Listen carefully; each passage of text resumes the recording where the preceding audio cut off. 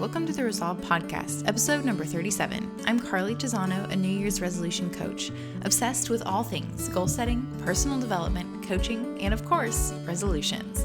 One of my biggest goals is to help you reach yours. I'm here to provide the tools, support, and inspiration you need to reach your goals this year and every year, and to feel supported every day along the way. As a extremely type A person, it's probably not too big of a surprise to you or to anyone that I use a lot of to-do lists. And I do. I pretty much have a running to-do list at all times that I just keep on my phone that I can add things to and check things off. And I certainly don't have as sophisticated a system as others. I know many people have lots of lists or lists for each day, or they like to handwrite lists. There's no right or wrong way to keep a to-do list. It's really just a matter of whatever is going to work best for you. And don't worry, today we're not talking about to-do lists, but we are talking about something slightly derivative. And it's a principle, but also a tool that I think we can use as we work towards our goals, and that can be extremely powerful because it transcends just the things that are on our to-do list or just the things that make up our goal list. And ultimately, it is the level of work that we have to do in order to get all of those things completed or checked off or to work towards those things in the first place. So today we're going to be talking about the to-be list. It's not about what we're going to do, the things we need to check off. It's about the people that we are and the people that we want to be or to become along the way. And I know we've talked on the podcast before about the real goal. The ultimate goal isn't the goal. Sure, we might want to run a marathon or write a book or read more or make new friends or travel the world or start a business. All of those things are great and fantastic. And if you want to do them, you absolutely should. That's what so many of these episodes are here for, to help you pursue those things and to do it in the most effective and meaningful way possible, hopefully to make the process a little bit easier. But those things aren't inherently the goal in and of themselves. What is much more important is the person that we're becoming or the person that we want to become as a result of having done those things.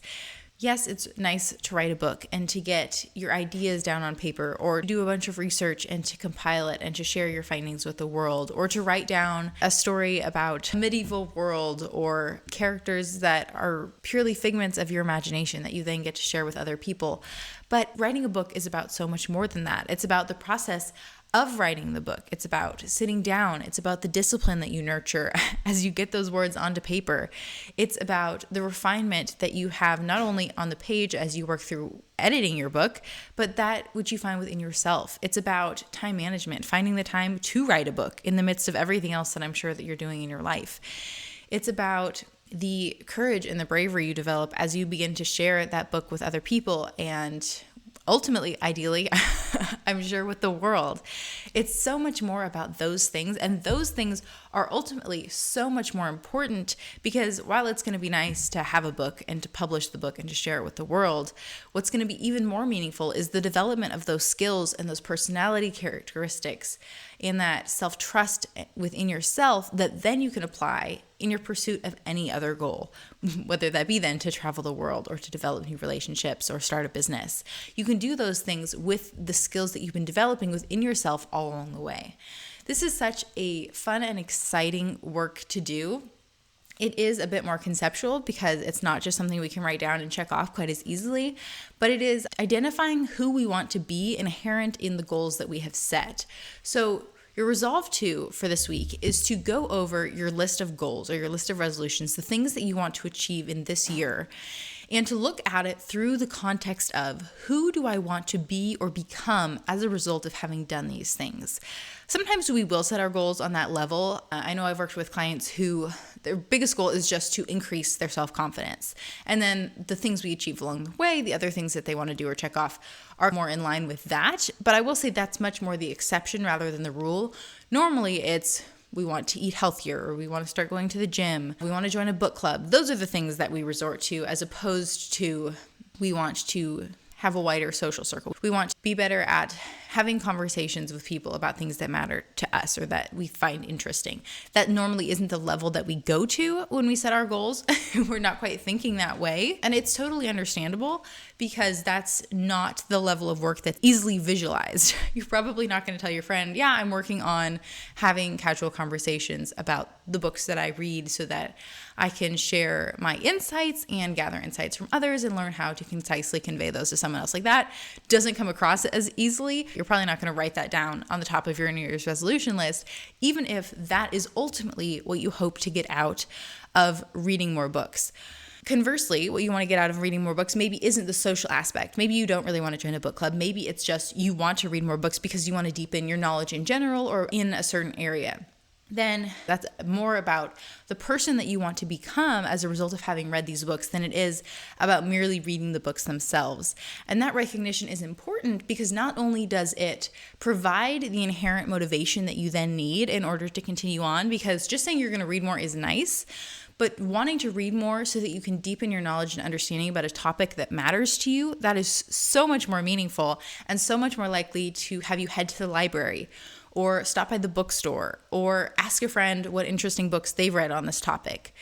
Having this level of understanding is also important because then it allows you to identify if the goal or the steps you're taking towards the goal aren't actually helping you get towards the end result that you're actually desirous of, which in this case would be deeper knowledge on a certain topic or just in general.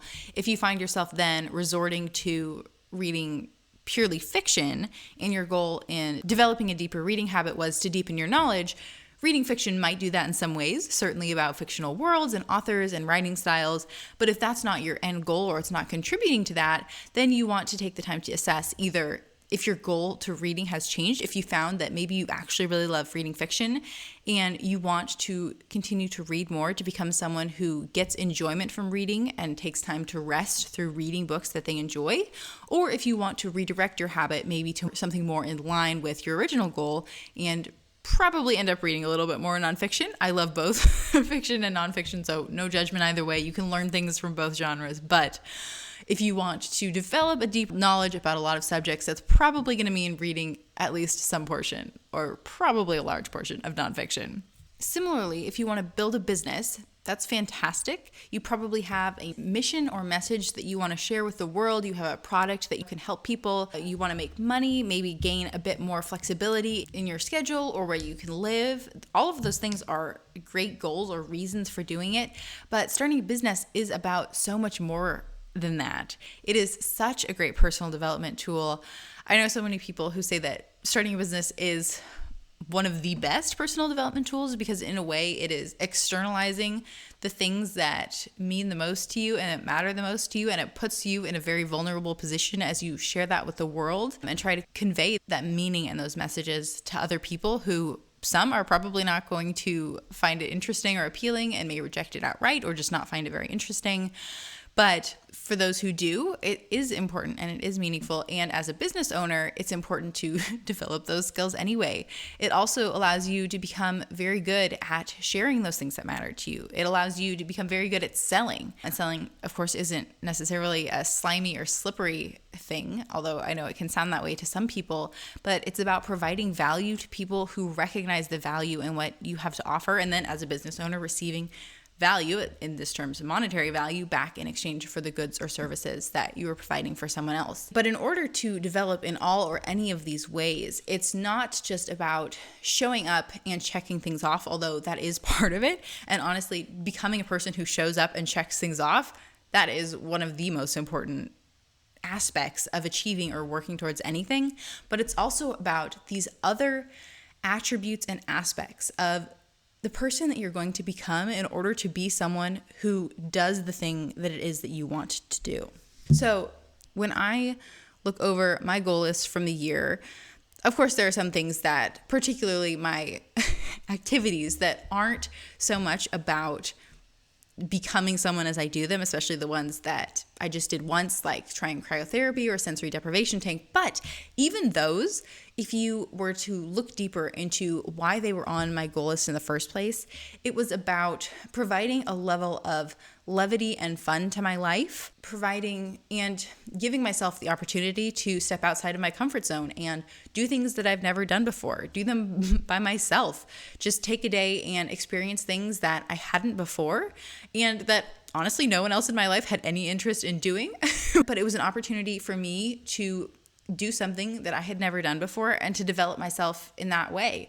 As someone who likes to be home and doesn't go and jump out of airplanes, even these things were aspects and avenues for me to take one step further into something new and to develop that patience with myself, that ability to recognize that catch in my brain when something sounds interesting. And instead of just saying, oh, that's cool, maybe I'll do that someday, to say, oh, that's cool, when can I get that on my calendar? When can I try that? Developing that habit and that recognition of identifying something I want to do and then taking action to do it.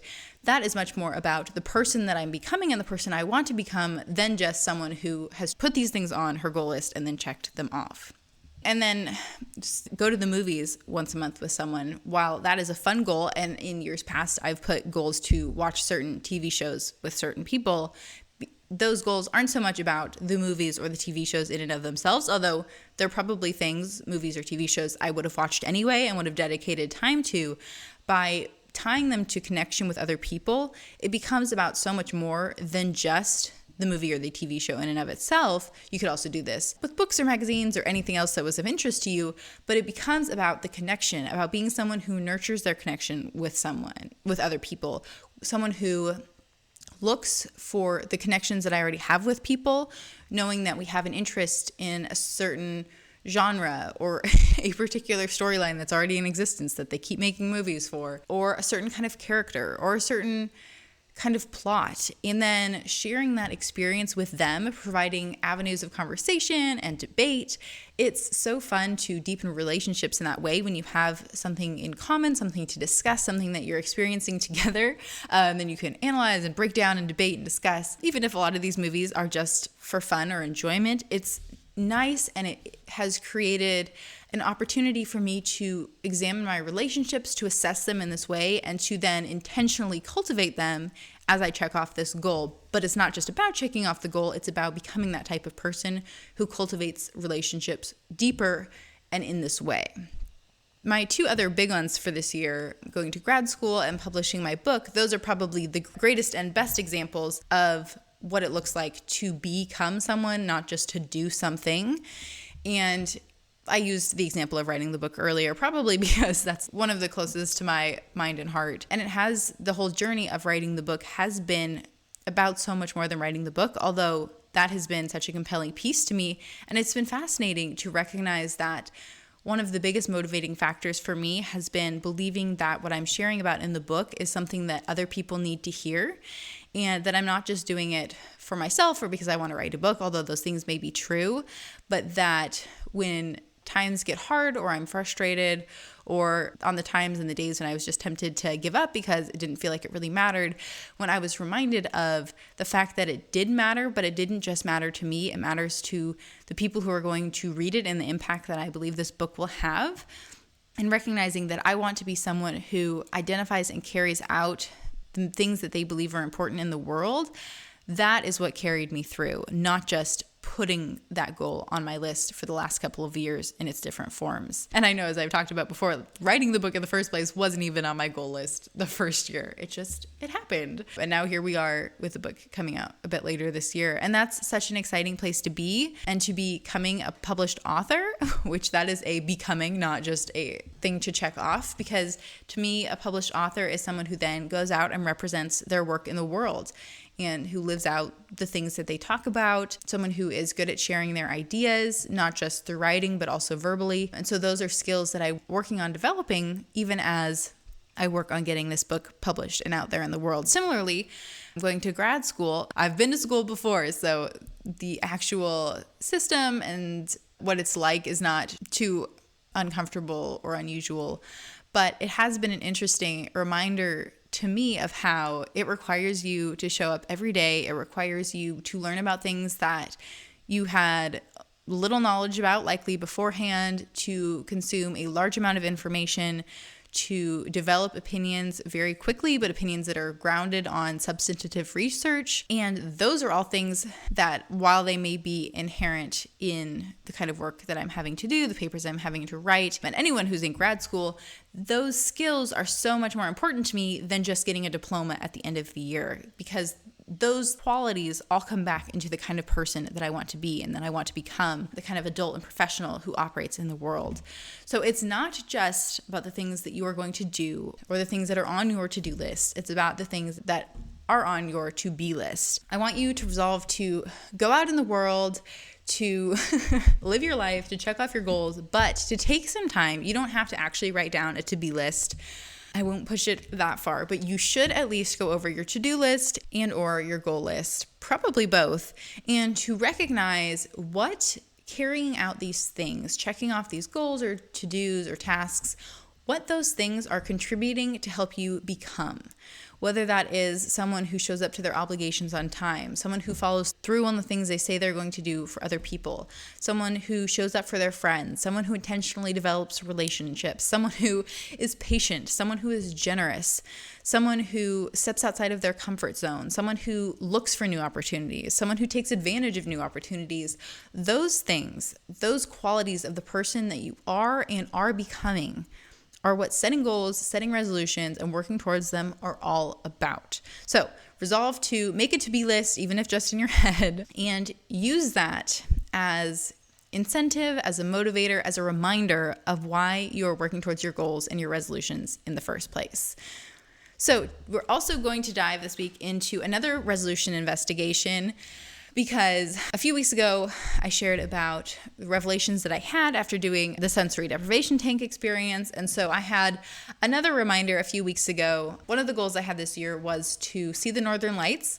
And I went on a trip to Alaska with high hopes that would work out. It didn't, thanks to the weather and the clouds, but it's winter in Alaska. I don't really know what I was expecting. And I shared on the podcast too about how I shifted that goal, because since the intention behind the goal was to have fun and experience something new, I wasn't going to turn this fun goal into something that I was going to stress about, because there's other goals I can stress about, because the intention is to push myself and grow in that way instead of becoming someone who has fun and takes advantages of the opportunities that present themselves. So instead, the opportunity presented itself to go to a National Hockey League game, which is something that I wanted to do for quite a while. So I decided I'm going to take that opportunity, sub out my seeing the Northern Lights. If that still works out, fantastic. If it doesn't, I'm totally okay. I'm sure I will do it in the future. But I subbed out the thing on my list. I went to the National Hockey League game, became instantly obsessed. I had one of the moments as I was like walking through the arena to my seat, and I was looking around. Of course, I haven't been to a professional sports game in a couple years thanks to the pandemic and all that. But as I was walking through the arena, I had the sense of, oh no, I can just feel like this is something that I'm going to become obsessed with. And I had been mildly obsessed with hockey anyway, just learning about it, watching it on TV when I could. And luckily, I have a national team not too far away.